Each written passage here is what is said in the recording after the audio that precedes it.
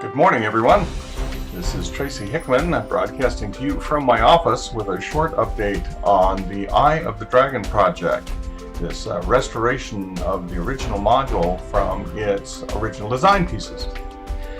You know, restoring a car, for example, a vintage automobile, requires a couple of things.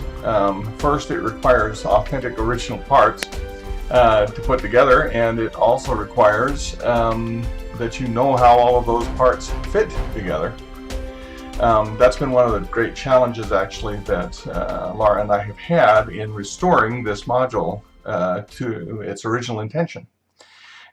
We have, of course, had at our disposal the original design notes, many of which we've been able to show to you in the past, and some of which we were able to show to you during the Gen Con convention when we met there. These original pieces, however, even though they are original, and yes, we did create them, it's been over 30 years, and so knowing how all of those pieces fit together, how the matrices, for example, relate to the original maps, or the intention of how they relate to the original maps, has been kind of a journey and an adventure of discovery for us here on our end. Of course, as also with a car, you have to deal with the underlying chassis and the motor that drives it all, the framework on which everything sits, and the engine that pushes it forward.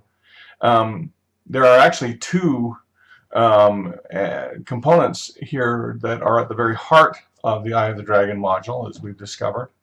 The first of these is teleport maze.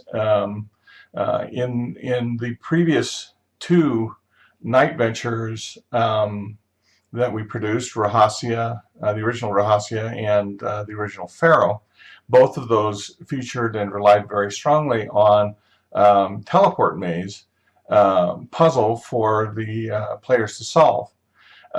This adventure was no different, and the original teleport maze functionality had not been completely worked out when the original design was done, although the intention certainly was there and is reflected in the design.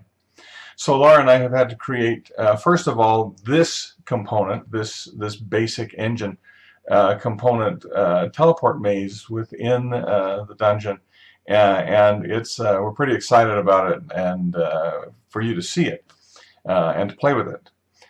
The second heart or foundation, if you will, of Eye of the Dragon is, of course, the character relationships. The module was originally built as not only a quest within this castle, but also to discover a traitor in our midst. Dealing with the issues of NPC traitors and randomizing that within the module in ways similar to what was done in Ravenloft with the Gypsy card reading is very much at the heart of this adventure, but also providing for the possibility of a PC being a traitor to the group. It has been part of the functionality that we've had to design into this as well. Now the report on this at this point is the teleport maze structure is complete and functioning, and the character traitor aspect of it is being written up right now. Once we have those two foundations in place, everything else is already there and has fallen into place. We're pretty excited actually about this adventure. But at the same time, one of the challenges is that we have had in creating this particular design has been in, strangely enough, in not updating it. When you're restoring an old car, for example, one might be tempted, I suppose, to put in satellite radio so that you can enjoy satellite radio while you're driving around in your vintage car. But that's not the point of restoring the vintage car. The point of restoring the vintage car is to restore it to a state that was original. And so we face that same kind of challenge here. There's a natural tendency, I think, for us to want to update the design, to put in newer concepts, for example.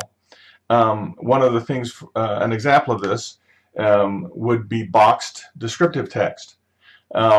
Boxed descriptive text wasn't found in either Rahasia or the original Pharaoh. And in fact, boxed descriptive text only actually came into vogue about the time of the publishing of the Ravenloft module. And in fact, Ravenloft was one of the first uses of descriptive boxed text. So the temptation, of course, is to design this adventure module with descriptive boxed text, but that wasn't the way it originally was designed, and it wouldn't make it contemporary with the other two designs with Rahasia or Pharaoh as they originally were produced. And so, that's one challenge for us, to not reach to a more modern anachronistic aspect that would maybe be more helpful to players, but would not be true to the restoration that we're attempting here in this particular adventure. There are also, of course, things that would be very helpful within the context of the adventure, like THAC0, for example, which is all of, and yes, things like box text and THAC0 are pretty old concepts, but they're not contemporary with this particular design. So it's been a challenge also for us not to include some things that would be more helpful in the design, while at the same time trying to make the design as functional and helpful as possible. Now, this is the design document here that I've been working on. This the Eye of the Dragon design. But as you know, with any kind of restoration that one does, sometimes it's also important to have the original tools in order to create the thing the way it was originally designed. And so as a consequence, you can see here that I have gone to the extent of going into the depths of my archives, and I have, for example, I have found my, let's see, Dungeons & Dragons Monsters and Treasures assortment.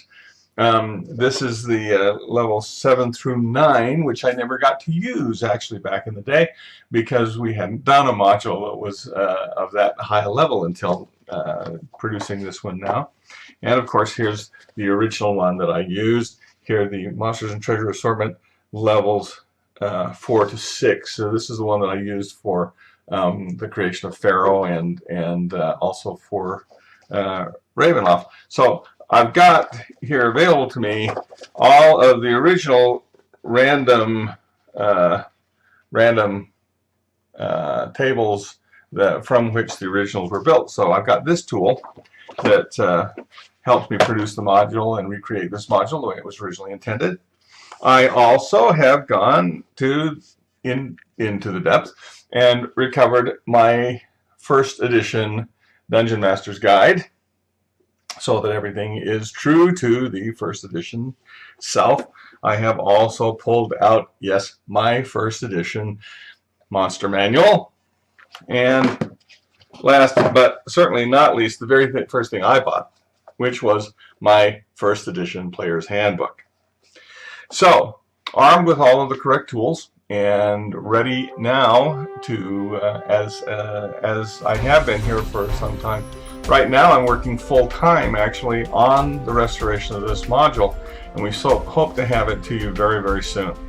We'll try to get some updates to you as things go along. Certainly we want to send you something when we get to the point of assembling all of the modules, and they'll be assembled the same way we assembled them originally. So for now, this is a little short update from me in my office. I've got to get back to work, get that teleport maze put into the layout design, and also finish the character traitor system so that we can move forward now and finish the adventure. For now, this is Tracy Hickman broadcasting here from my office direct to you. Thanks for helping with this project, and let's all publish peace.